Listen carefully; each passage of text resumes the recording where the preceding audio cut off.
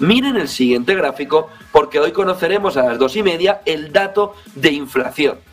Ahí tenemos varios aspectos clave. El fundamental, o uno de los principales, es qué dato de inflación vamos a conocer en la jornada de hoy. Miren, la previa de los datos que conocemos están en que la inflación caerá al 7,9 desde el 8,2 actual.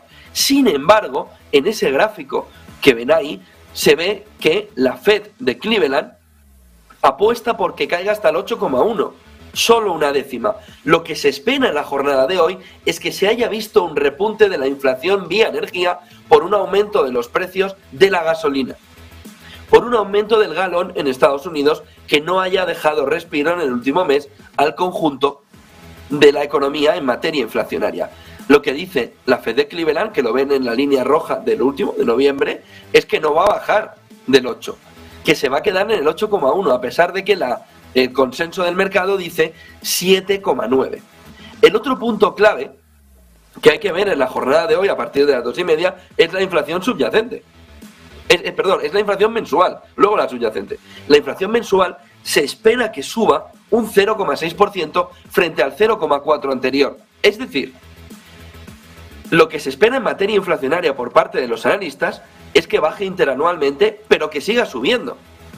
De tal manera que podemos haber alcanzado el pico interanual por el efecto comparación, pero no el pico en cuanto a la fuerza de las subidas, porque estamos hablando que va a volver a repuntar desde el 0,4 anterior, más 0,4, a más 0,6.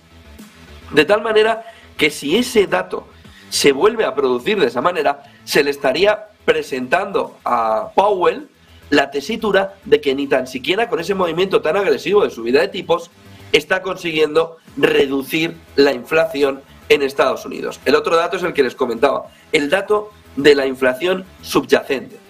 Si en el mes de noviembre lo que hemos visto es un incremento de los precios de la energía, la inflación subyacente debería bajar, porque la inflación subyacente lo que no tiene es energía de alimentos. Si la inflación subyacente, que está ahora mismo en el 6,6, ni tan siquiera se reduce al 6,5, apriétense los machos. Es decir, si la inflación con energía y alimentos está permeando al conjunto de la economía en Estados Unidos, significa que hay un problema inflacionario que todavía la Fed ni tan siquiera ha dado con la tecla. Significa que hay efectos de segunda ronda, no en la energía y en los alimentos, que estarían dando alimento al conjunto de la inflación. Ojo con la inflación core, que está en el 6,6 y que piensan los analistas que va a conseguir reducirla al 6,5.